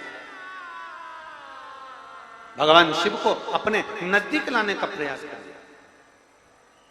मैं संतोष रानू शर्मा जी को जो जजमान पद जिन्होंने ग्रहण किया, मैं उनको धन्यवाद देना चाहूंगा। बहुत बहुत साधुवाद है संतोष जी, आपको बहुत साधुवाद।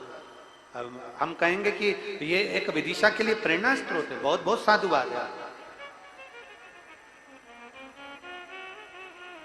कि आपने और इस सरस्वती मानस मंडल ने ना जाने कितने लोग, कितने शिव भक्त जो शिव महापुराण की कथा सुनने के लिए कहीं जा नहीं सके।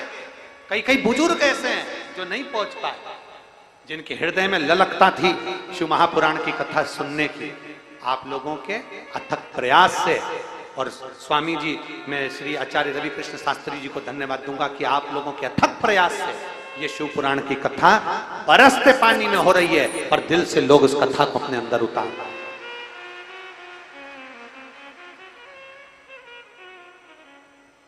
हो रही है। और ये अपने भीतर से जब अहम, अपने भीतर से जब काम, लोभ, आसक्ति, तृष्णा, वासना ये सब जाती है, तब जाकर मेरा शिव अपने नजदीक में आता, तब मेरा शंकर अपने करीब में। शिव को करीब में लाना। एक लड़के ने,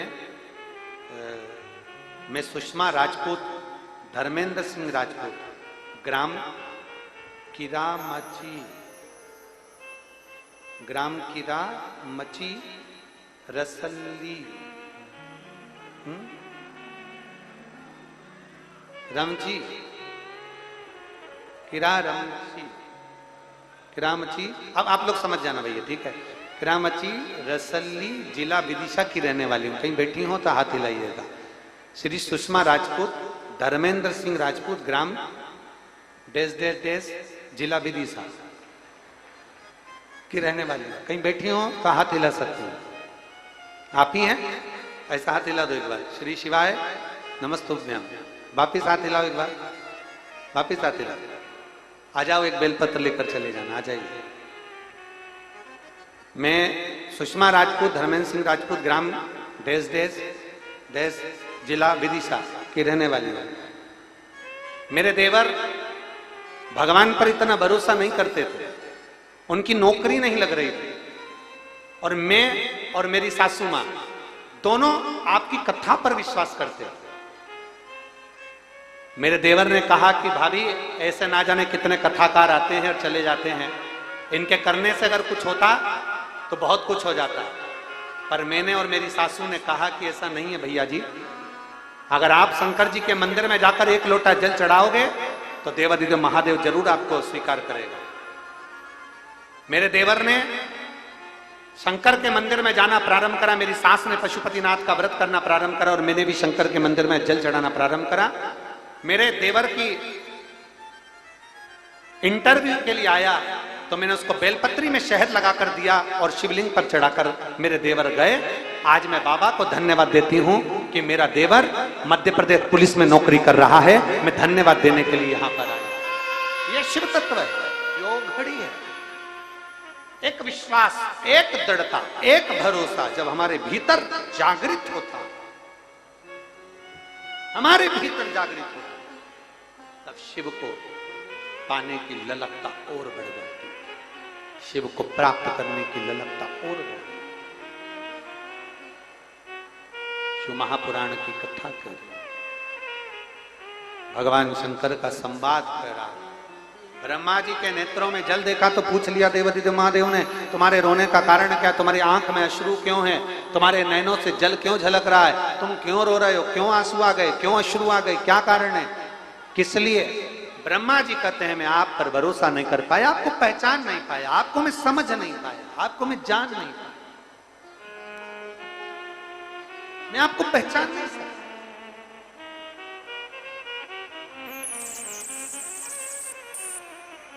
और महाराज, जिस दिन आप मेरे शिव को जान गए, जिस दिन आप मेरे ओघड़ दानी को पहचान गए, शिव आपके करीब में आकर खड़ा हो गया, करीब में। हम पहले भी एक बात कह चुके हैं, आज फिर कहते हैं कि लोगों को लगता है कि लोटा भर के जल हम शंकर जी को चढ़ाते हैं।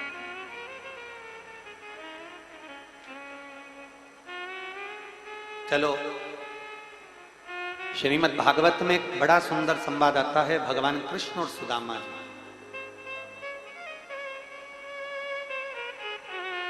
सुदामा जी जब द्वारकाधीश के पास में जा रहे थे, भगवान कृष्ण के पास में जा रहे थे, तब उनकी धर्म पत्नी ने, सुशीला ने, उनकी धर्म पत्नी ने, सुशीला ने पड़ोसन के यहां जाकर पड़ोसी से, अपनी पड़ोसन से पड़ोस में जाकर विनय करिए, मेरे पति द्वारका जा रहे हैं, मेरे पति द्वारका जा रहे हैं, आप कुछ दे दीजिए। उनके हाथ में रखकर मैं द्वारका भेजूंगी, द्वारकाधीश के पास में।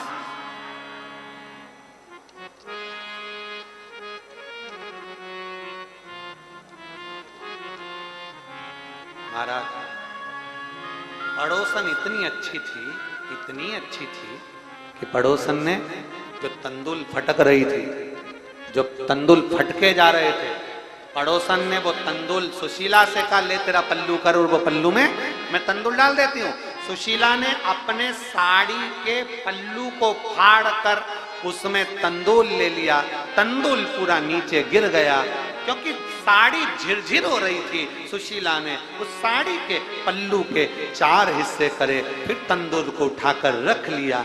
कचरा बीनती बीनती सुशीला तंदुल को लेकर जा रही थी, नैनों का अश्रु उस चावल पर, उस तंदुल पर पड़ रहा था। सुशीला ने वो तंदुल भगवान के सुदामा जी के हाथ में दे दिए। सुदामा जी वो तंदूल लेकर गए, और लेकर जब तंदूल पहुंचे और भगवान द्वारकाधीश के हाथ में जब वो तंदूल आए, तंदूल तो भगवान ने फाँक लिए, पर भाभी की साड़ी का जो पल्लू देखा था वो पल्लू नहीं था, वो भगवान सुदामा जी का एड्रेस था, जिस एड्रेस पर मुझे भगवान के लिए 3 लोक का राज्य भेजना, जिस पर मुझे 3 लोक का राज्य भेजना है।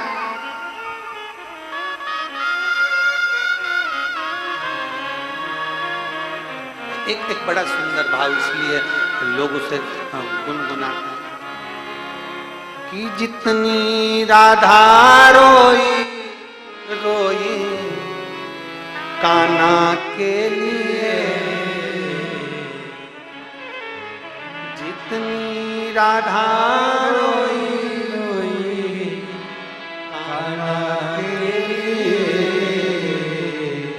कन्हैया उतना रोया रोया गे सुदामा के लिए, कन्हैया उतना रोया रोया गे सुदामा के लिए, जितनी राधा रोई रोई कान्हा के लिए,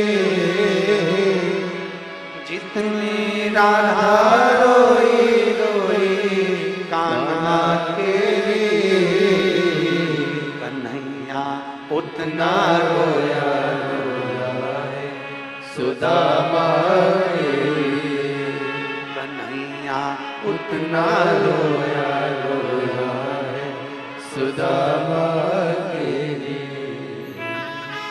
पल्लू देखा, साड़ी का पल्लू नहीं है, एड्रेस।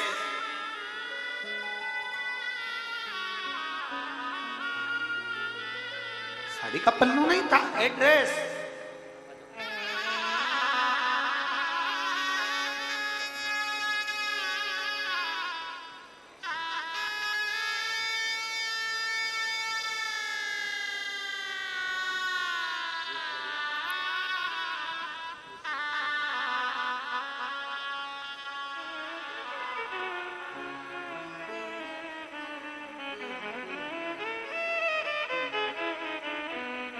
तंदुल भगवान ले लिए, 3 लोग का राज्य कहां भेजना है वो साड़ी का पल्लू बता रहा। कई लोगों ने हमसे प्रश्न किया, आप कहते हो घर का लोटा घर का पानी लेकर मंदिर जाओ, इसका मतलब क्या है? हम कहते हैं श्रीमद् भागवत को पढ़ो, श्रीमद् भागवत महापुराण को पढ़ो। उसमें सुशीला ने अपना साड़ी का पल्लू दिया और पल्लू को भगवान ने सिर से लगा लिया कि भाभी ये दशा तुम्हारी इस पल्लू से मालूम पड़ रही है, उसी तरह हमारे घर की दशा, हम जो लोटे से जल भगवान देवाधिदेव महादेव को समर्पित करते हैं उससे मालूम पड़ जाती है कि भगवान को हमारी दशा क्या है।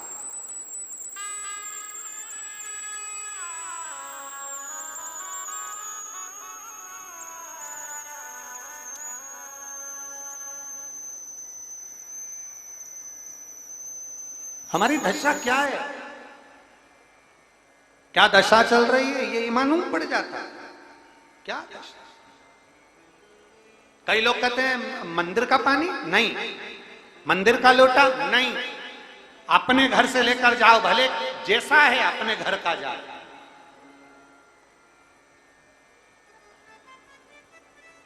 अपने घर से लेकर जाओ, अपना।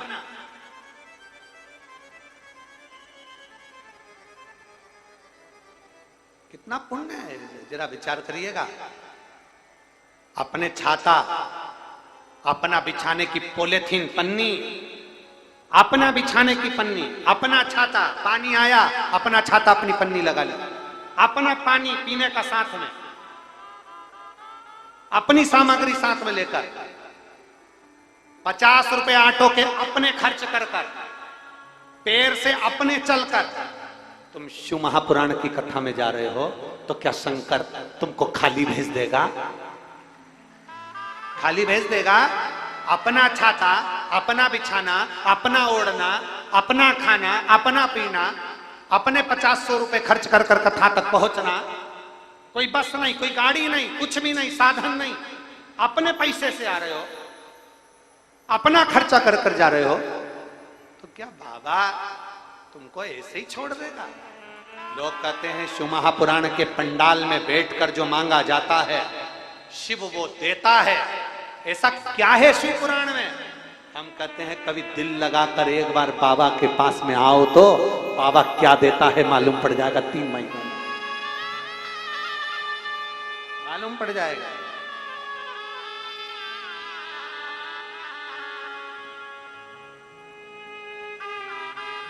दिल लगाकर एक बार स्नेह से, प्रेम से।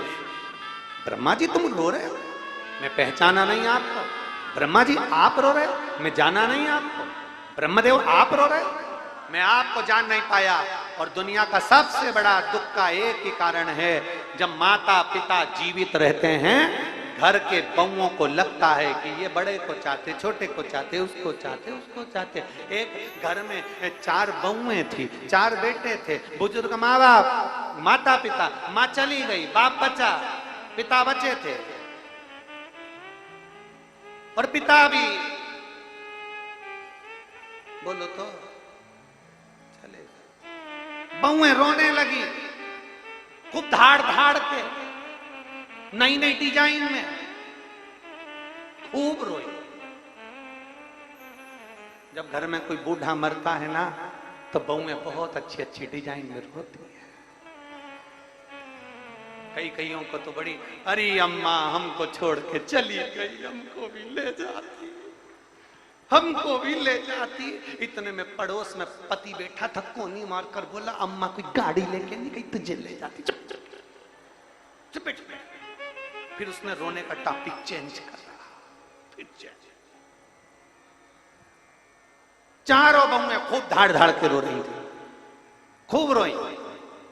अपने पतियों को फोन करा, पतियों को दुकान पर फोन लगाया। पति ने पूछा, क्या हो गया? तुम्हारे पिताजी मर गए। बेटों ने कहा, भगवान ने मेरे सुन ली, मेरा बाप बड़ा दुखी था, तुम उसको रोटी तक नहीं देती थी, अच्छा हुआ वो मर गया। तो रो क्यों रही हो? तुम भी तो यही चाहती थी कि पिताजी मर जाए, फिर रो क्यों रही हो? चारों बहुओं ने अपने अपने पतियों से कहा, तुम्हारे पिताजी मर गए, उसका रोना नहीं आ रहा, फिर रो क्यों रही हो? वो तिजोरी की चाबी ना जाने कहां धर गए।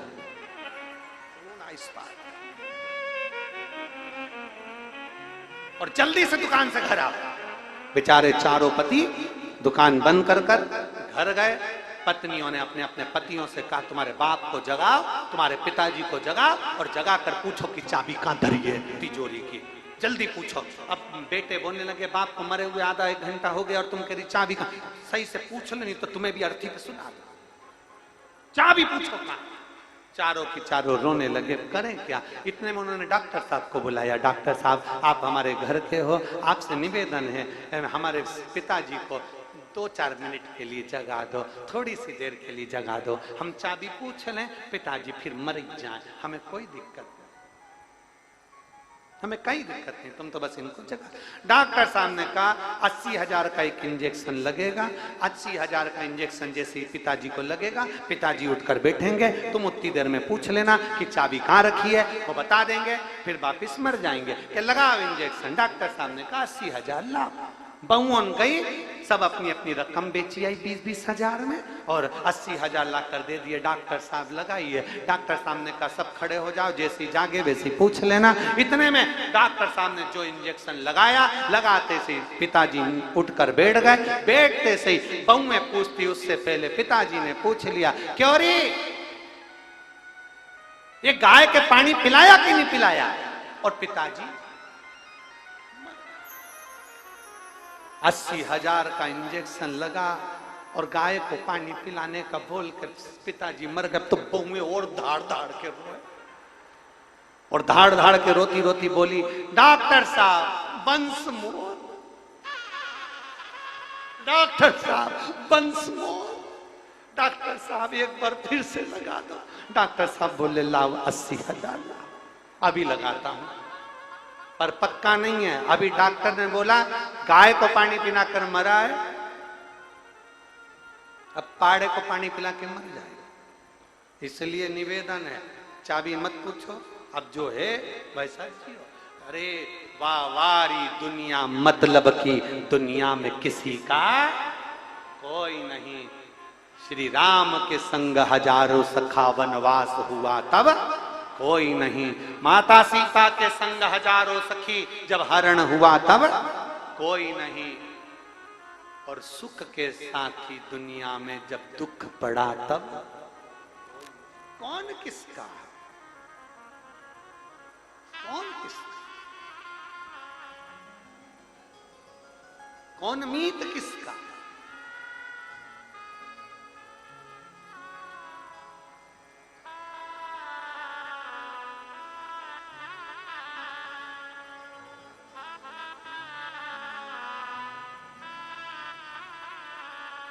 कौन किसका मिलते हैं? इसलिए शिव महापुराण की कथा कहती है, भगवान शंकर का चरित्र, जब दिल, हृदय, चित्त भगवान में जितनी देर रम जाए उसे रमा, जितनी देर लग जाए उसे लगा।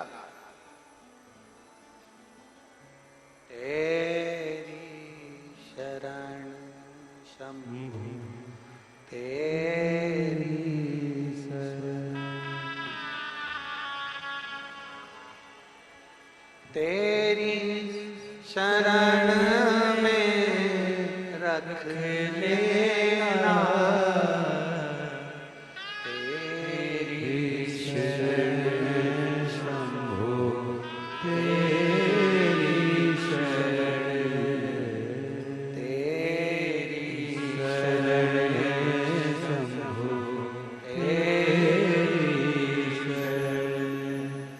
मुझे अपना जान के रख लेना, मुझे अपना जान के रख लेना, तेरी शरण शंभु तेरी शरण, तेरी शरण शंभु तेरी शरण। हम शिव के हो जाए।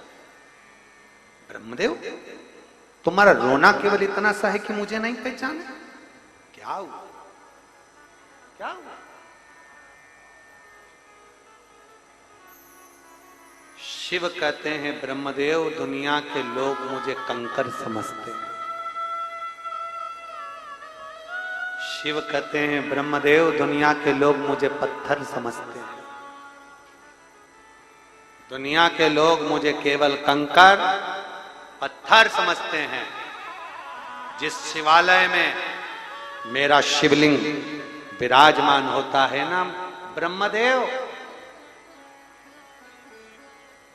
जिस शिवालय में मेरा शिवलिंग विराजमान होता है ना ब्रह्मदेव, वो स्थान साधारण नहीं होता। 12 ज्योतिर्लिंग, सारे तीर्थ मेरे शिवालय के सम्मुख में आकर विराजमान रहते हैं। सम्मुख।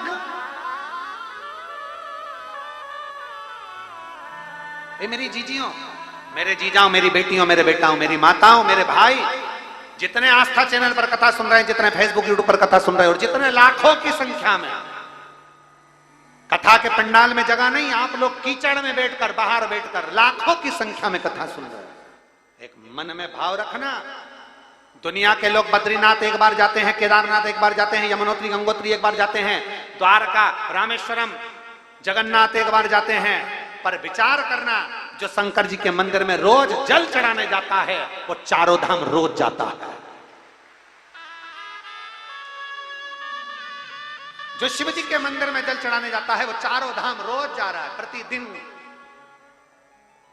प्रतिदिन जा रहा है।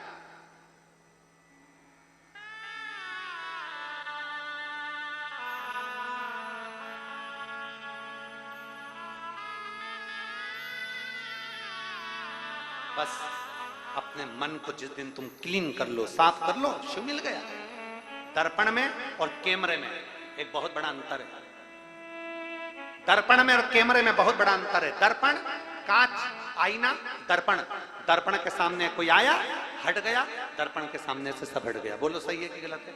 जम के तो बोलो। दर्पण है, दर्पण के सामने जाओगे तो दिखोगे, हट गए तो हट गया।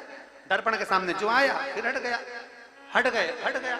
और कैमरा, कैमरा एक बार अगर खींच लेता है, कैमरा एक बार अगर कैमरे के सामने आ जाओ तो वो क्लिक कर लेता है, खींच लेता है, खींच लिया तो अपने अंदर जमा कर लेता है। दर्पण अपने अंदर जमा नहीं करता, कैमरा अपने अंदर जमा करते जाता, करते जाता, करते जाता, करते जाता। फिर मालूम पड़ता कि कैमरे की मेमोरी, जम के तो बोलो, फुल हो गई।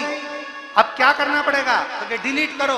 डिलीट नहीं करोगे तो क्या होगा? तो काम मोबाइल हैंग मारेगा। हैंग मारेगा मतलब अच्छे से नहीं चलेगा, अटकेगा, चलेगा नहीं, बढ़िया नहीं होगा, क्योंकि उसमें मेमोरी बहुत भरा गई, उसमें बहुत सारे फोटो आ गए, उसमें बहुत सारा वीडियो आ गया, बहुत सारा उसमें लेखनी आ गई, बहुत सारी वॉइस आ गई, तो वो हैंग मार रहा, चल नहीं रहा। दर्पण और कैमरे में एक अंतर है, दर्पण के सामने से सब हट जाता है, आए गया, आए गया, जिसने मुंह देखा चला गया। दर्पण खाली की खाली है और कैमरा भराता गया भराता गया भराता गया, तो मालूम पड़े मोबाइल हैंग मार रहा है, अब उसमें से डिलीट करो। उसी तरह अपने मन को दर्पण जैसा रखो। किसी ने कुछ बोल दिया हटा दो, किसी ने कुछ कह दिया हटा दो, किसी ने गाली दे दी हटा दो, किसी ने कुछ कहा हटा दो। अपने मन को दर्पण जैसा बनाओ, सब साफ करते चले जाओ रोज रोज। अगर मन को कैमरे जैसा बनाओगे, उन्होंने हमसे ऐसा कह दिया तो मन में रखते गए रखते गए रखते गए रखते गए। सास ने ऐसा बोल दिया रखते गए, बेटे ने ऐसा बोल दिया, जमाई ने ऐसा बोल दिया, पड़ोसी ने ऐसा बोल दिया, उसने ऐसा बोल दिया, सब अंदर भरते गए भरते गए भरते गए। मालूम पड़ा मोबाइल हैंग मारने लगा, डिप्रेशन में रहने लगे, नींद नहीं आ रही, चिंता पड़ गई, 2-2 दिन तक नींद नहीं आ रही, मेरी को बहुत चिंता, बहुत टेंशन, सिर दुख रहा है, पैर दुख रहा है, हाथ पैर दुख रहा है, मुझे नींद नहीं आ रही, मैं डिप्रेशन में चले गया। कारण क्या है? क्योंकि तुमने पूरी मेमोरी फुल करके रख ली, इसलिए निवेदन है डिलीट करिए।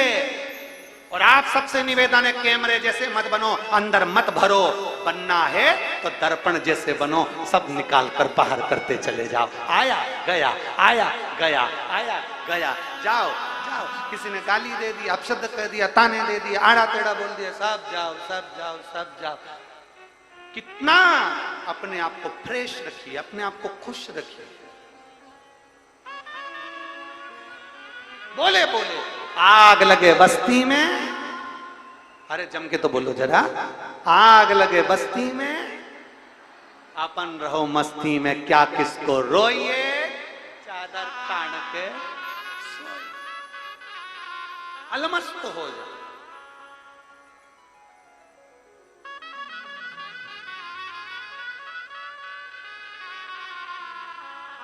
एक अलमस्त का जीवन,